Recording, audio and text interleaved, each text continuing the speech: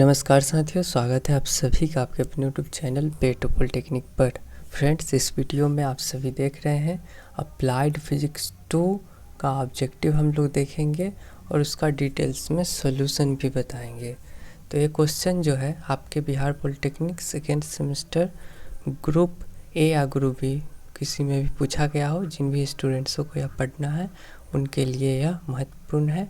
नवंबर में एग्ज़ाम हुआ था 2022 के। तो चलिए पहला क्वेश्चन देखते हैं। Which of the following wave can not travel through vacuum. तो कौन सा वेव निम्न में से है जो कि निर्वात में गमन नहीं करती है। वैक्यूम मतलब निर्वात होता है, और आप कह सकते हैं वेव को बताना है तो साउंड वेव जो होता है वो आपके निर्वात में नहीं गमन करता है। आपको एक घर में बंद कर दिया जाए, उसमें से सारा हवा निकाल दिया जाए, तो आप कुछ भी बोलेंगे वो किसी दूसरे व्यक्ति को नहीं सुनाई देगा।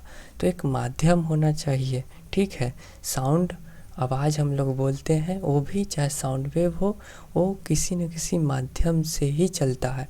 हम लोग के सराउंडिंग में एयर का माध्यम होता है। हम लोग जो बोलते हैं तो साउंड जो होता है वो हवा के सहारे दूर तक जाती है। तो ये आप समझ चुके हैं। इसका और भी डिटेल्स सॉल्यूशन आप देखना चाहें तो आपके लिए पीडीएफ तैयार है।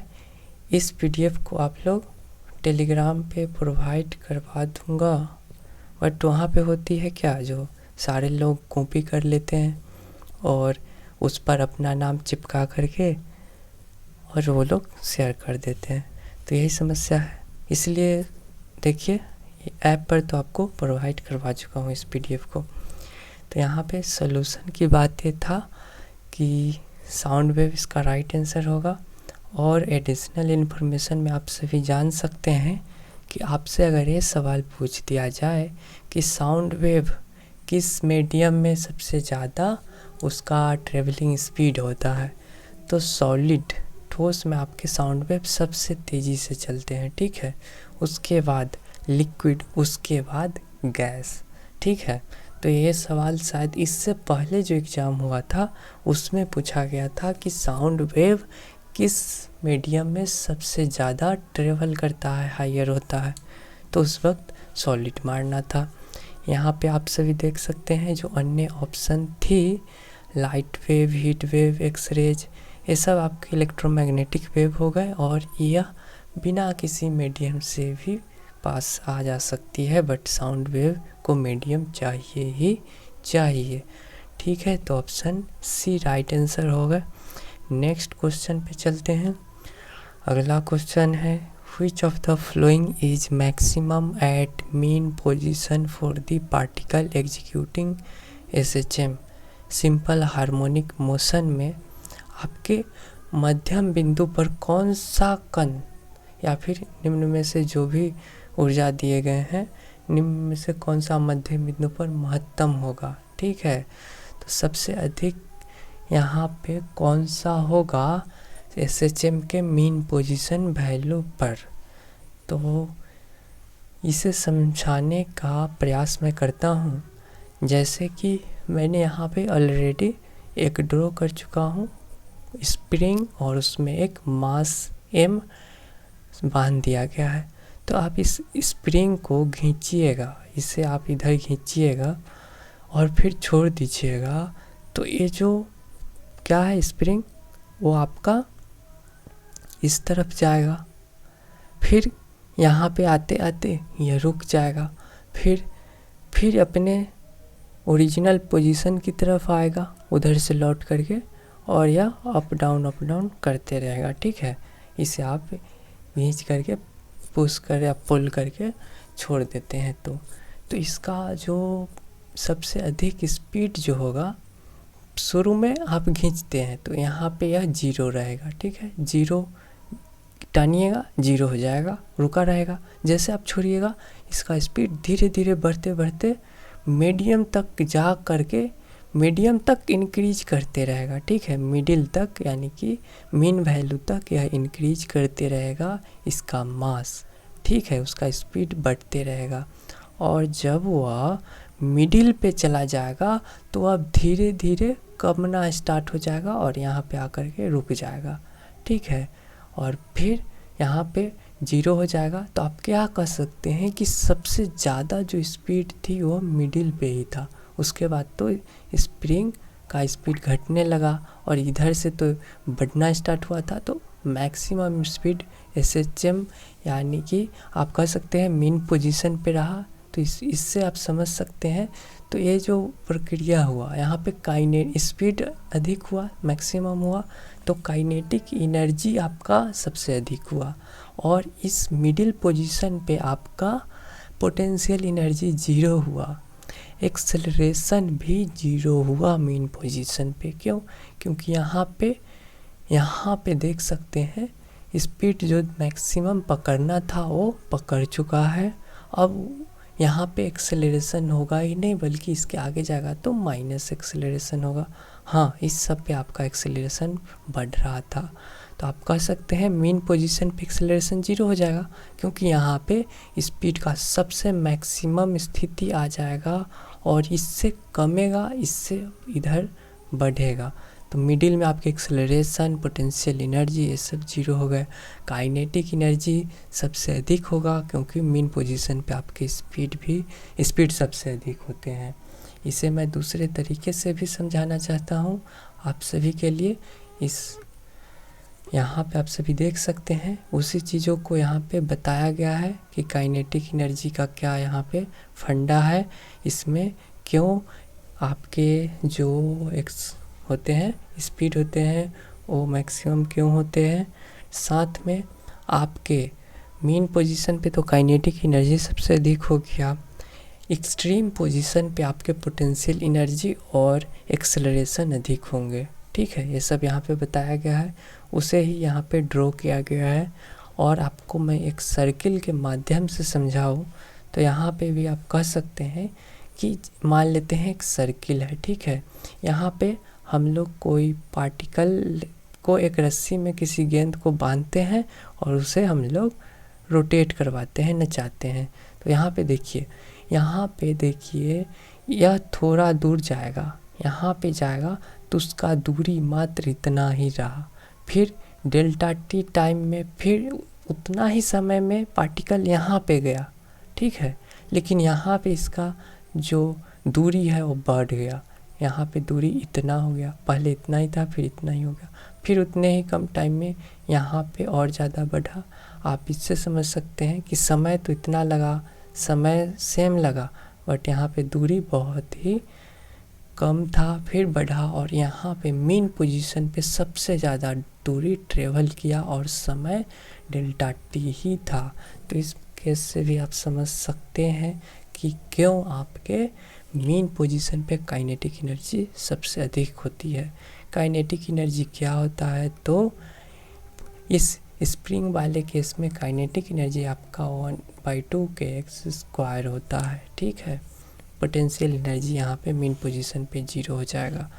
तो अब चलिए हम लोग इस PDF को आप सभी डाउनलोड कर सकते हैं, टेलीग्राम से जुड़ जाइएगा क्योंकि इसमें जो भी चीज़ें लिखी गई हो बहुत ही महत्वपूर्ण है आपके एग्जाम पॉइंट ऑफ व्यू से।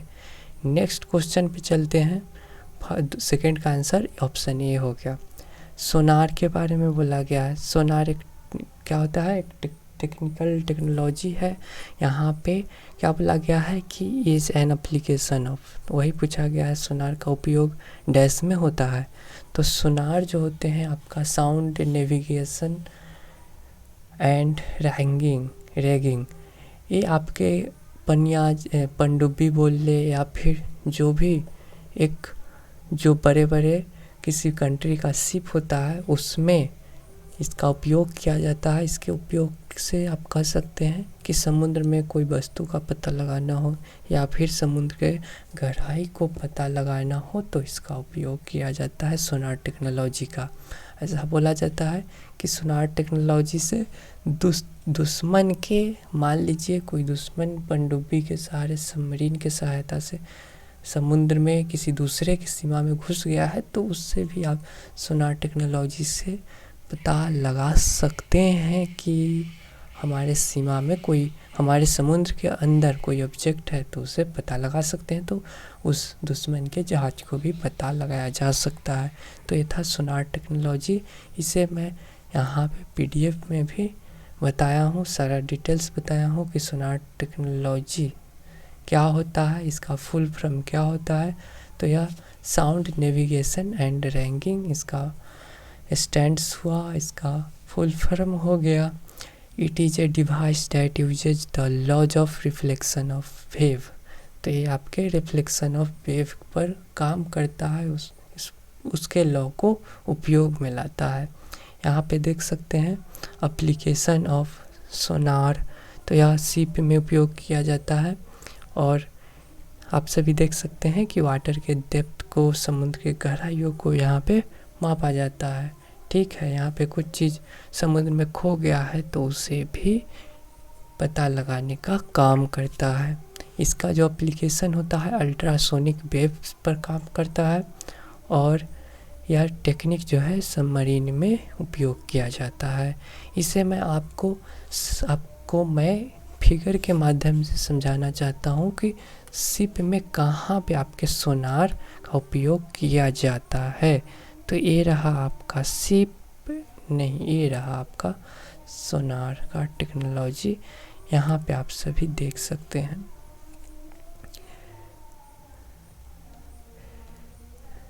आपको अगर दिख रहा हो तो यहाँ पे आप सभी देख सकते हैं, यहाँ पे आप सभी देख सकते हैं कि किस प्रकार से सोनार टेक्नोलॉजी जहाज के नीचे लगा हुआ रहता है, और यहाँ पे आपका ट्रांसड्यूसर रहता है, इस तरफ डिटेक्टर रहता है, और ये आपका समुद्र है, पानी है, और यहाँ से जो वेव निकलती है अल्ट्रासाउंड वेव प्लस वो आपके ऑब्जेक्ट पे टकराती है। समुद्र का गहराई पता लगाना है तो समुद्र के गहराई से टकरा करके रिफ्लेक्ट होती है और डिटेक्टर तक जाती है, और यही जो आपका अल्ट्रासाउंड वेव निकला वो यही आपका दूरी यहाँ पे डिटेक्टर में बता देता है कि कितना दूर है।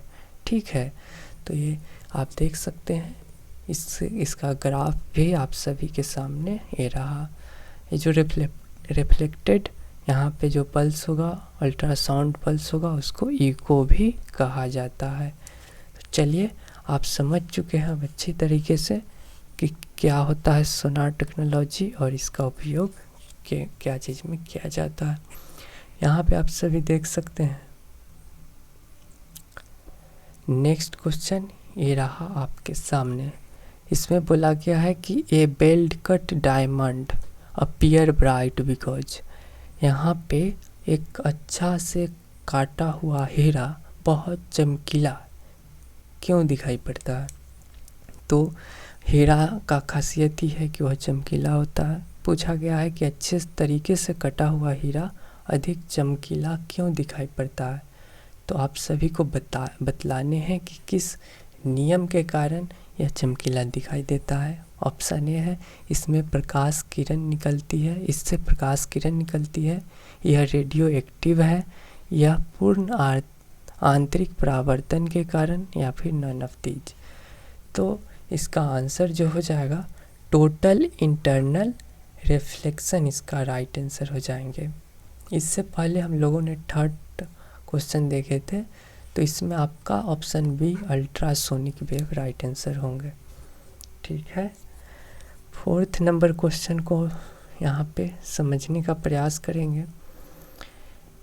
यह आपके टोटल इंटरनल रिफ्लेक्शन पे काम करेगा। ठीक है, और डायमंड जो पार्टिकल का होता है वो ब्राइट आपका दिखेगा।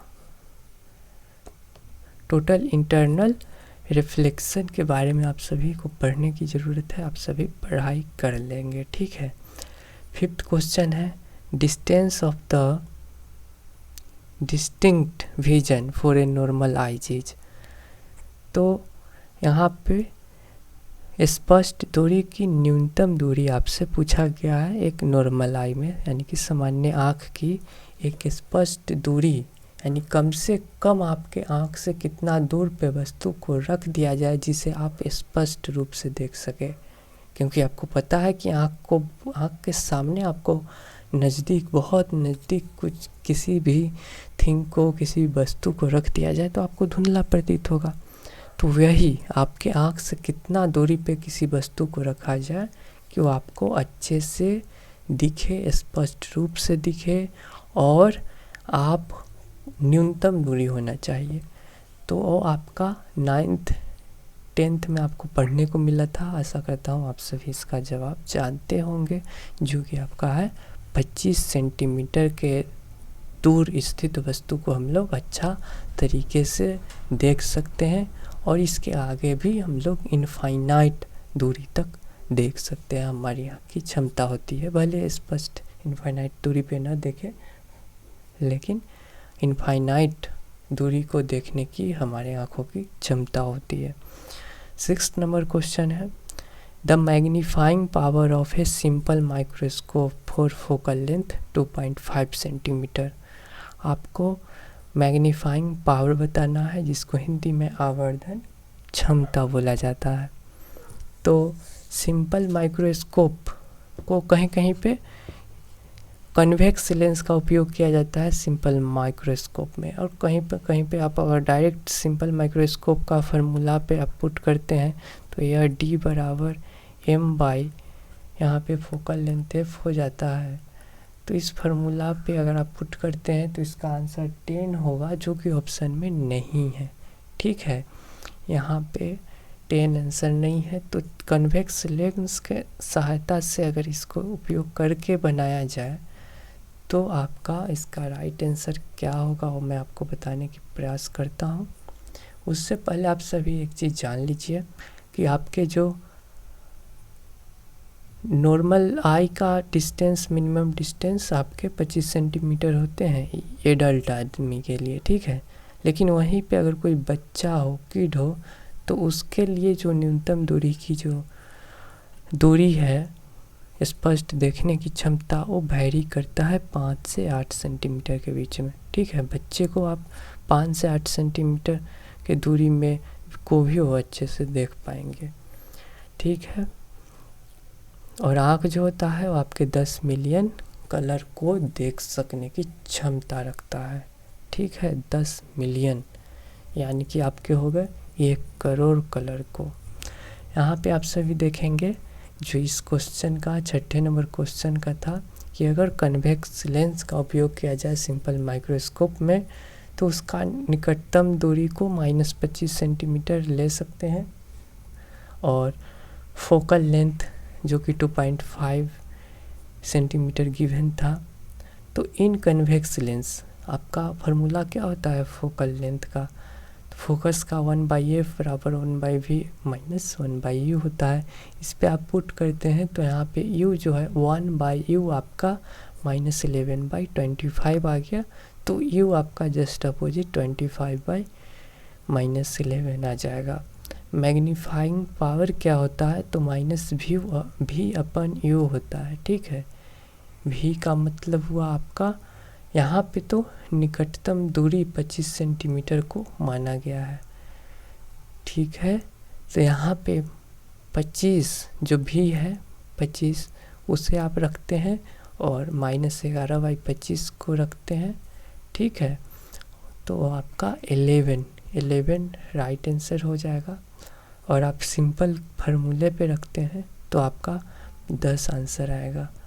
तो यहाँ पे ऑप्शन में देख लेंगे 11 ऑप्शन में है, तो 11 इसका राइट आंसर हो जाएंगे। ठीक है, बट यह इसका आंसर 10 भी होना चाहिए अगर डायरेक्ट फार्मूला पे रखा जाए, जो ऑप्शन में नहीं है, तो इसलिए ऑप्शन ए को ही सही मान के चला जाए। 7वां नंबर क्वेश्चन है, the relation between electric field intensity and electric potential भी इज। तो आपके इलेक्ट्रिक फील्ड इंटेंसिटी को अगर ही माना जाए और इलेक्ट्रिक पोटेंशियल को भी, तो इसमें रिलेशन क्या होगा, तो रिलेशन जो है वो आपका E बराबर -dV/dx या dl जो भी हो वो आप कह सकते हैं क्योंकि x को यहाँ पे लेंथ के रूप में ही लिया गया है और l भी आपका लेंथ ही होता है। चलिए, तो आपका सी नंबर सही आंसर हो जाएंगे, सी नंबर आपका सही आंसर होंगे।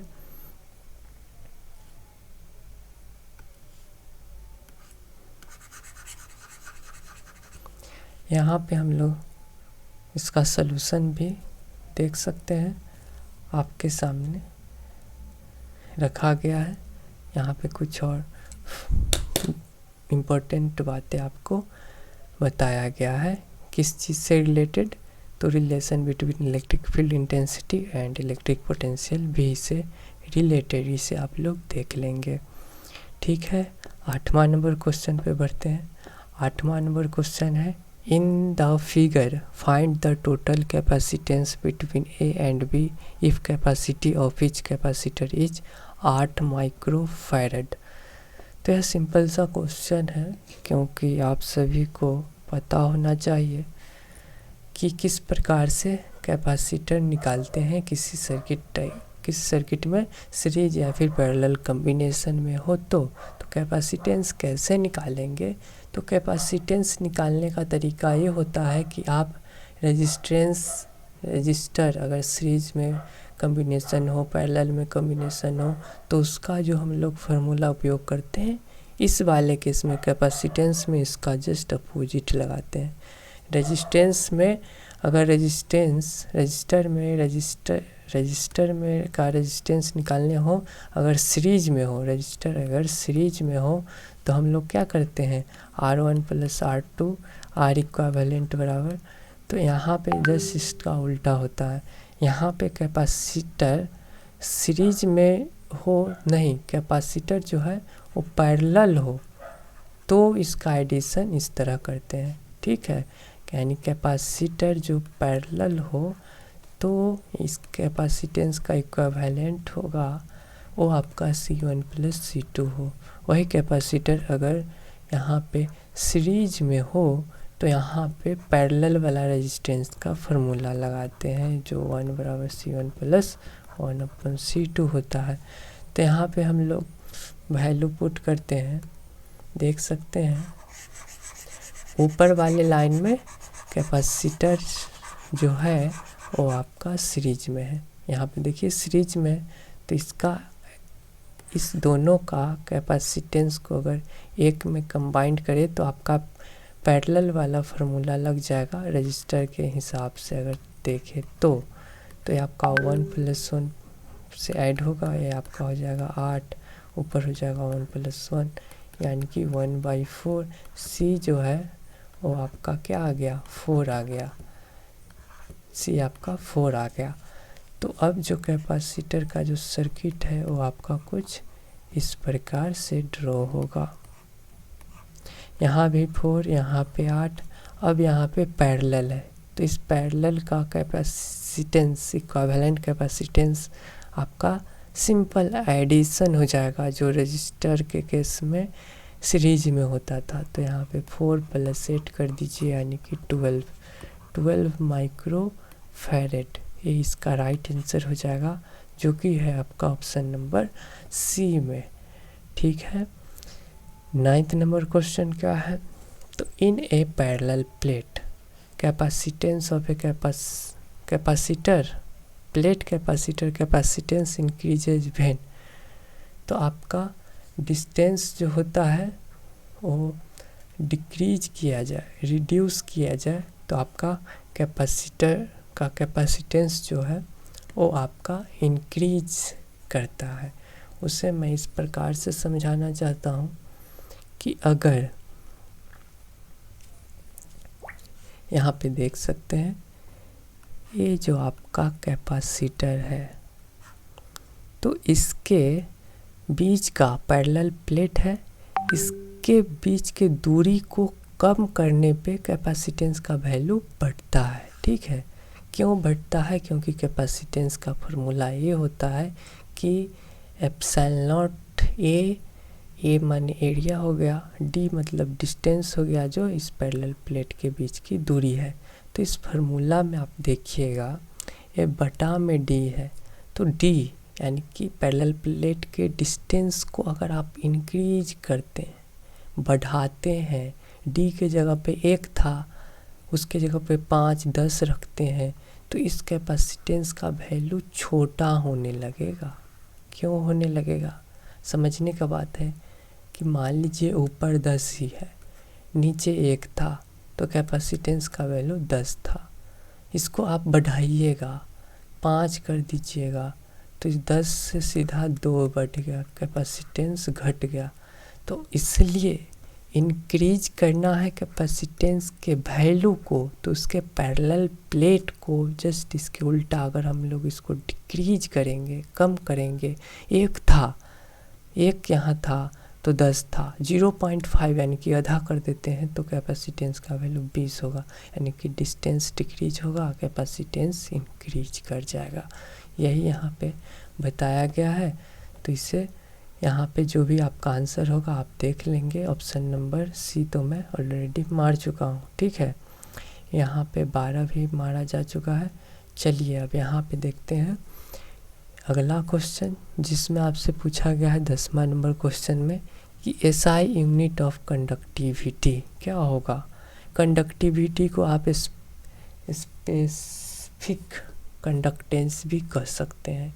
इसे सिग्मा से बोला जाता है, और सिग्मा जो होता है 1/ρ होता है। रो क्या होता है? तो स्पेसिफिक रेजिस्टेंस होता है, या फिर आप इसे रेजिस्टिविटी वो भी बोल सकते हैं, ठीक है।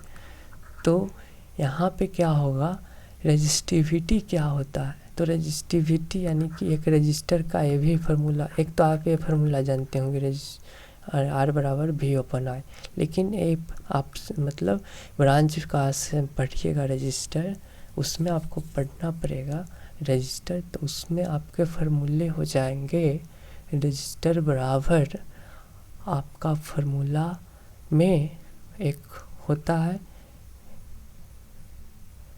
ρ/A/L हो जाएगा।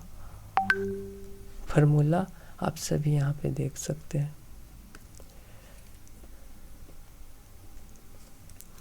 फार्मूला जो है वो आपका ρL/A होगा, एरिया आपका नीचे होगा। तो यहाँ पे आप सभी को देखने की ज़रूरत क्या है कि आपके जो रेजिस्टेंस क्या होता है, ओम होता है, ठीक है। तो यहाँ पे सिंपल से डिराइव्ड किया गया है। पहले आप रेजिस्टेंस से आप इस रो का यूनिट निकालेंगे, तो पता चला कि यहाँ पे लेंथ का यूनिट m मीटर, एरिया का यूनिट मीटर स्क्वायर, m से m कटा, तो यहाँ पे क्या बचा, यहाँ पे आपका बचा ये जो रो है वो इधर चला गया, तो रो का यानी कि स्पेसिफिक रेजिस्टेंस या फिर रेजिस्टिविटी का यूनिट क्या आया, ओम मीटर। और ये जो कंडक्टिविटी होती है वो 1 का इन्वर्स 1/ρ होती है, यानी कि यहाँ पे ओम मीटर जो है वो इन्वर्स में आ जाएगा। ओम इन्वर्स मीटर इन्वर्स से आपका कंडक्टिविटी का यूनिट हो गया। तो ओम इन्वर्स को ही तो मो बोला जाता है। ओम इन्वर्स लिखिए, या फिर इसको इस प्रकार से कर दीजिए, ये आपका महो हो गया और ये आपका ओम था, ठीक है। ये आपका महो बोला जाता है, इसको ओम बोला जाता है। तो ये ओम इन्वर्स था जो कि महो के इक्वल हो गया। तो यहाँ पे आपको पता चलेगा। और एक फार्मूला होता है साइमंस, इसको डायरेक्ट अगर फार्मूला में बोला जाए स्पेसिफिक कंडक्टेंस को, तो यह आपका साइमंस पर मीटर होता है, साइमंस पर मीटर भी होता है। तो इस वाले केस में देखिएगा, जैसे रेजिस्टिविटी का फार्मूला ओम मीटर, तो इस यहाँ पे कंडक्टिविटी 1 रेजिस्टिविटी, तो यहाँ पे ओम मीटर जो था वो इन्वर्स में चला जाएगा, बट्टे में वो ऐसा रहेगा, यानी कि ओम मीटर, तो यहाँ पे ओम इन्वर्स मीटर इन्वर्स हो जाएंगे। अब ओम इन्वर्स को मैंने बताया कि महो भी लिख सकते हैं। तो ये जो चीज़ है वही ये भी है, महो और मीटर का पावर -1, यहाँ पे भी मीटर का पावर -1। अब मैंने ये भी बोला कि साइमन पर मीटर को यहाँ पे बट्टे में न लिख करके माइनस मीटर इन्वर्स लिख लिया गया। तीनों आपके कंडक्टिविटी का सूत्र हो गए, यूनिट हो गए। ऑल ऑफ दीज आपका राइट आंसर हो जाएंगे। Kirchhoff's voltage law is concerned with, आपके किरचॉफ्स वोल्टेज लॉ जो होता है वो क्या होता है, तो कंसर्न होता है आईआर प्रोडक्ट, ठीक है, बैटरी ईएमएफ दोनों पे होता है, इसलिए बहुत ए एंड बी इसका राइट आंसर हो जाएगा। यहाँ पे आप सभी देख सकते हैं बताया गया है कि किरचॉफ्स लॉ क्या होता है और यह क्यों आपके इसके दोनों आंसर होंगे। यहाँ पे डिपेंड जो करता है वो आईआर ड्रॉप और बैटरी ईएमएफ पे कंसर्न होता है, ठीक है। 12th नंबर क्वेश्चन है, which of the following does not represent power in A circuit. Power को निम्न में से कौन सर्किट को रिप्रेजेंट नहीं करेगा, कौन विद्युत परिपथ में शक्ति को प्रदर्शित नहीं करता है। तो पावर का फॉर्मूला क्या होता है, P बराबर W/T होता है। और यहाँ पे पावर जो होता है वो VI के इक्वल होता है, और VI होता है, और I बराबर आपका क्या होता है, V बराबर आपका IR होता है, V बराबर IR होता है। क्यों होता है, क्योंकि R बराबर V/I होता ही है, ठीक है। तो V बराबर IR, यहाँ पे V के जगह पे IR पुट कर दीजिएगा तो यही पावर जो है वो आपका I² R में कन्वर्ट हो जाएगा। अब इस I² के जगह पे अगर हम लोग I² की जगह पे इससे ये भी फार्मूला निकल रहा है, क्या फार्मूला निकल रहा है, इससे ये भी फार्मूला निकल रहा है, इस वाले को देखिएगा तो I बराबर हो जाएगा V/R हो जाएगा। तो इस वाले में I² की जगह पे वो रखते हैं तो आपका V² और R² ऊपर में R, तो इस R से AR कट जाएगा। V²/R भी एक फार्मूला होता है पावर का। यहाँ पे मैं लिख चुका हूँ साफ, आप सभी देख सकते हैं। डायमेंशन भी यहाँ पे मेंशन है, तो इसलिए आपके पावर का जो यूनिट है ये हो जाएगा, ये हो जाएगा, ये हो जाएगा। तो कौन नहीं होगा वो पूछा गया है, तो ऑप्शन डी आपका नहीं होगा, ठीक है। नेक्स्ट क्वेश्चन है 13वां number question, the magnetic permeability of diamagnetic substances. Diamagnetic substance का जो मैग्नेटिक परमियाबिलिटी, जो आपके चुंबकीय पदार्थ का चुंबकीय प्रवृत्ति जो होता है डायमैग्नेटिक सब्सटेंस का <1 होता है। ये आपके कम होते हैं, वेरी लो होते हैं। डायमैग्नेटिक सब्सटेंस में मैग्नेटिक परमिएबिलिटी, चुंबकीय प्रवृत्ति कम होता है, ये <1 होता है इसलिए कम होता है, ठीक है। वही आपसे पूछा जाए पैरामैग्नेटिक सब्सटेंस का मैग्नेटिक परमिएबिलिटी तो <1 होता है। वही आपसे पूछा जाए फेरोमैग्नेटिक सब्सटेंस का मैग्नेटिक परमिएबिलिटी सबसे अधिक होता है, सबसे हायर, तो आपका सबसे हायर फेरोमैग्नेटिक का मैग्नेटिक परमिएबिलिटी होता है।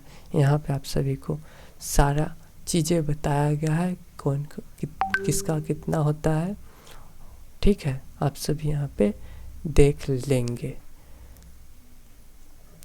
नेक्स्ट क्वेश्चन पे बढ़ेंगे। इसका राइट आंसर क्या हो जाएगा, तो <1, ठीक है। 14वां नंबर क्वेश्चन है, a magnet is near to a closed conductor, electric current is produce in the conductor if. तो मैग्नेट जो है बोला गया है कि क्लोज्ड बंद कंडक्टर के सामने अगर रखा जाए तो उस उस कंडक्टर में इलेक्ट्रिक कब प्रोड्यूस होगा, कब प्रवाहित होगा, कब उत्पन्न होगा। जैसे कि ये आपका एक मैग्नेट है, ठीक है, यहाँ पे एस, यहाँ पे साउथ नॉर्थ। अब बोला गया है कि एक क्लोज कंडक्टर है, तो मान लेते हैं कि वायर है, वायर में भी करंट फ्लो नहीं कर रही है, ठीक है। तो एक तो आप ये समझिए कि मान लीजिए कंडक्टर एक वायर है, इसमें अगर करंट फ्लो हो रही है तो वायर में जब करंट फ्लो हो तो उसके चारों तरफ मैग्नेटिक फील्ड उत्पन्न होता है। ये आप सभी को पता होना चाहिए। मैग्नेटिक फील्ड उत्पन्न होता है, यहाँ पे चुंबकीय प्रवृत्ति उत्पन्न होता है, ठीक है। और इसके भी चुंबक के चारों तरफ भी इसका क्या होता है, तो फोर्स होता है, इसकी चुंबकीय शक्ति होती है। तो आपको ये समझना है कि आप लोग ये पढ़ चुके हैं कि कोई वायर में करंट फ्लो कर रही है, यानी कि उसके चारों तरफ मैग्नेटिक फील्ड उत्पन्न हो रही है, ठीक है। मैग्नेटिक फील्ड उत्पन्न हो रही है और उसके सामने अगर चुंबक को लाया जाए तो ये जो वायर है वो डिफ्लेक्ट हो जाएगा, रिपेल हो जाएगा, क्योंकि यहाँ भी चुंबकीय प्रवृत्ति, चुंबक में तो चुंबकीय गुण है ही, तो इसको अट्रैक्ट नहीं, थोड़ा सा डिफ्लेक्ट कर देगा। वायर जो है उसको अलग फेंक देगा, इधर फेंके थोड़ा सा डिफ्लेक्ट कर देगा, ठीक है। तो ये थी कब, जब कंडक्टर में करंट फ्लो कर रहा हो। यहाँ पे बोला गया है कि वायर या फिर कंडक्टर वो शांत है, उसमें कोई भी क्लोज्ड है, यानी कि करंट फ्लो नहीं कर रही है। अब बोला जाए कि मैग्नेट एक लाया जाए और इस मैग्नेट को क्या किया जाए, या फिर इस कंडक्टर को कि इस कंडक्टर में करंट उत्पन्न हो जाए। यहाँ पे सवाल ये है कि अगर एक मैग्नेट को क्लोज्ड कंडक्टर के नज़दीक रखा जाए तो इलेक्ट्रिक करंट अगर कंडक्टर में प्रोड्यूस होगा कब, यदि वही तो बताना है। तो ये आपका एक तो होगा कि मैग्नेट को एक वायर रखा हुआ है, यस, इसमें करंट फ्लो नहीं कर रही है। अब यहाँ पे मैग्नेट को बोला गया है कि मूव कराओ, मैग्नेट को इधर कराओ उधर कराओ, इधर कराते कराते यहाँ पे बोला गया है कि मूव कराओगे मैग्नेट को तो क्या करें, कंडक्टर में होगा, करंट उत्पन्न होगा, ये बोला गया है। दूसरा है कि मैग्नेट और कंडक्टर दोनों को मूव कराओ। अब ये जो वायर है इसको भी घुमाइए, इसको भी दूर रखिए, और मैग्नेट जो है उसको भी इधर उधर कीजिए, घुमाइए, ठीक है। दोनों को गतिशील कर दीजिए। थर्ड ऑप्शन है केवल चालक को गतिशील किया जाए। कंडक्टर को बोला गया है कि मैग्नेट को कांस्टेंट रहने दो और कंडक्टर को ऊपर नीचे करो। तो क्या इससे कंडक्टर में यहाँ पे आएगी करंट। और फोर्थ ऑप्शन है रिलेटिव मोशन बिटवीन कंडक्टर और मैग्नेट, ठीक है। तो इसका राइट आंसर ऑप्शन डी हो जाएगा। क्यों होगा, क्योंकि रिलेटिव मोशन है, यहाँ पे मूव करने को बोला जा रहा है। तो मूव तो बिना किसी डायरेक्शन में भी कर सकते हैं। थोड़ा देर के लिए इस मान लेते हैं वायर को मूव करते हैं, तो ऊपर नीचे उसका डायरेक्शन तो फिक्स नहीं है, तो हो सकता है कि इलेक्ट्रिक करंट ना उसमें फ्लो करे वायर में, ठीक है। चाहे मैग्नेट को घुमाइए, चाहे करंट को या फिर वायर को या कंडक्टर को घुमाइए, उसको घुमाने में इससे ये साबित नहीं हो रहा है कि एक सिंपल लाइन में ही उसको घुमाया जाए, कि लिमिट दूरी को बनाए रखते हुए ही घुमाया जाए, ये इससे फिक्स नहीं हो रहा। तो मान लेते हैं कि कुछ समय के लिए इसको नज़दीक घुमा दे, उसको ले जाए मैग्नेट के वायर को, और कुछ बाद उसको ऊपर से ले जाया जाए। तो जब मैग्नेटिक फील्ड का जो एरिया है, मैग्नेटिक एरिया है, उसके ऊपर अगर मूव किया जाए तो क्या हो पाएगा, मैग्नेटिक में कंडक्टर में करंट फ्लो हो पाएगा, नहीं। तो इसलिए बोला गया है रिलेटिव मोशन अगर दोनों के बीच में लगाया जाए, जो कि रिलेटिव मोशन मान लेते हैं पार्टिकल ए है पार्टिकल बी है, तो एक ये तो सेम डायरेक्शन में भी हो सकता है, ठीक है, और एक रिलेटिव मोशन हो सकता है कि अपोजिट डायरेक्शन में हो, लेकिन हॉरिजॉन्टली हो, और इसका जो जो दूरी है, डिस्टेंस है, वो भले ही बदले लेकिन एक ही डायरेक्शन में हो। ठीक है, एक ही दिशा के, एक ही लाइन के सामने आपका हो, वो आपका रिलेटिव मोशन कहा जा सकता है। तो इसलिए ये वाला केस सबसे अच्छा होगा कि इलेक्ट्रिक, यहाँ पे कंडक्टर में करंट फ्लो हो जाएंगे जब हम लोग दोनों मैग्नेट और कंडक्टर के बीच रिलेटिव मोशन का उपयोग करें, उस रिलेटिव मोशन को लगाए। तो राइट आंसर आपके ऑप्शन नंबर डी हो जाएंगे। ठीक है, यहाँ पे देख सकते हैं वही चीज़ों को बताया गया है लिखित भाषा में। नेक्स्ट क्वेश्चन देखेंगे।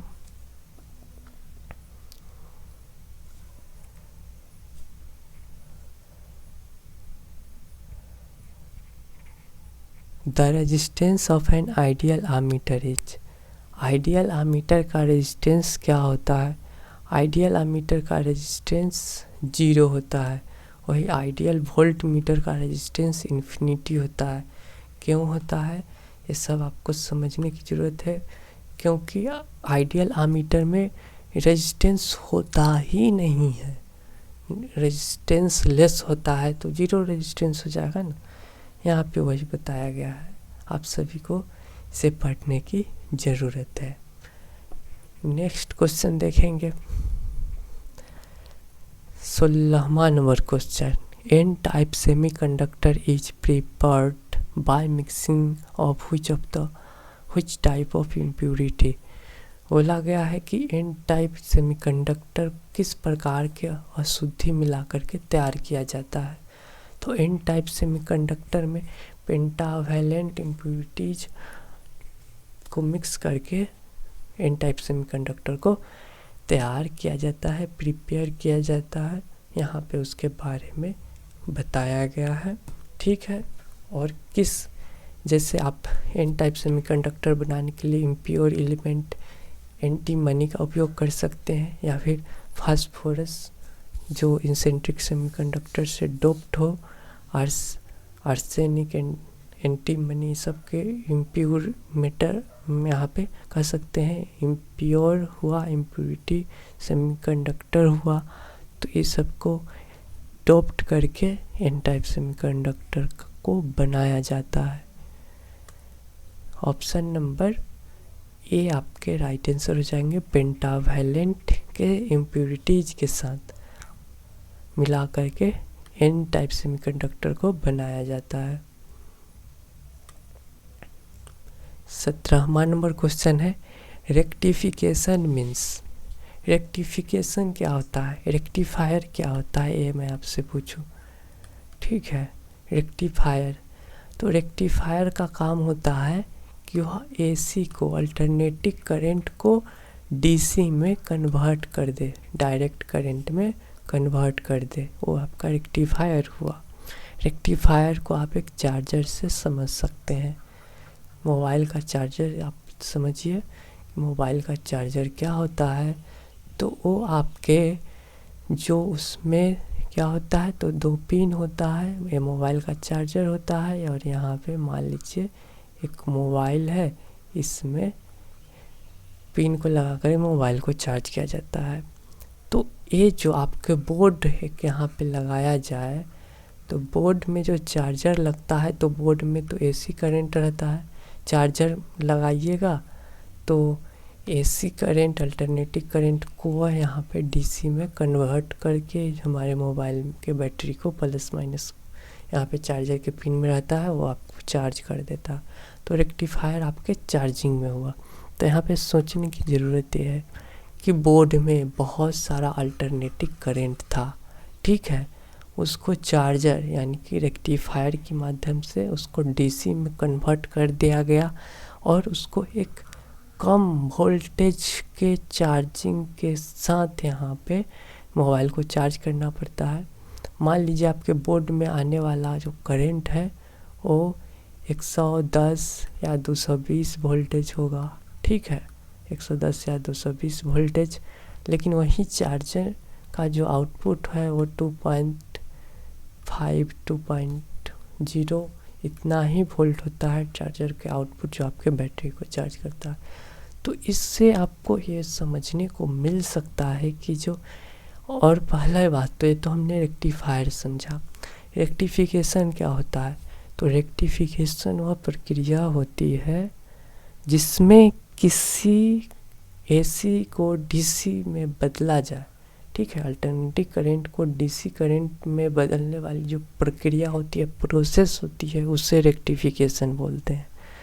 तो यहाँ पे रेक्टिफिकेशन तो प्रोसेस हो गया, ऑप्शन में वो चीज़ तो बोला गया नहीं है कि एसी को डीसी में बदला जाए। ऑप्शन में ये बोला गया है कि क्या होगा, to increase the value of alternative current. Rectification से क्या अल्टरनेटिव वोल्टेज का जो वैल्यू है बढ़ेगा, या फिर to arrange the flow of current in unidirectional. यहाँ पे बोला गया है कि जो करंट का फ्लो है वह एक से अधिक डायरेक्शन में होगा, दोनों तरफ होगा। ये गलत होना चाहिए, क्योंकि एसी टू डीसी में आपका एक ही दिशा में आपका डायरेक्शन वन डायरेक्शनल होता है। इसका फ्लो जो होता है रेक्टिफिकेशन में वन डायरेक्शनल होता है। नेक्स्ट है to decrease the value of alternative voltage. तो ये मैंने बताया कि ये अल्टरनेटिव करंट को चार्जर डीसी में जब बदलता है तो कहीं ना कहीं वोल्टेज कम होता है, इसलिए मुझे लग रहा है कि इसका right answer option number B होगा, to decrease the value of alternative voltage. यहाँ पे डिटेल्स भी बताए गए हैं, आप सभी को देखने की ज़रूरत है, ठीक है।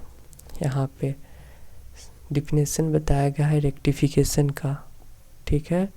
फिर यहाँ पे वो प्रोसेस भी बताया गया है कि क्यों आउटपुट वोल्टेज जो होता है वो ग्रेटर होता है एसी इनपुट वोल्टेज के रेक्टिफायर में, ठीक है। इसे आप लोग एक बार पढ़ लेंगे, और ये आपका सब्जेक्टिव के माध्यम से भी इम्पोर्टेंट हो सकता है।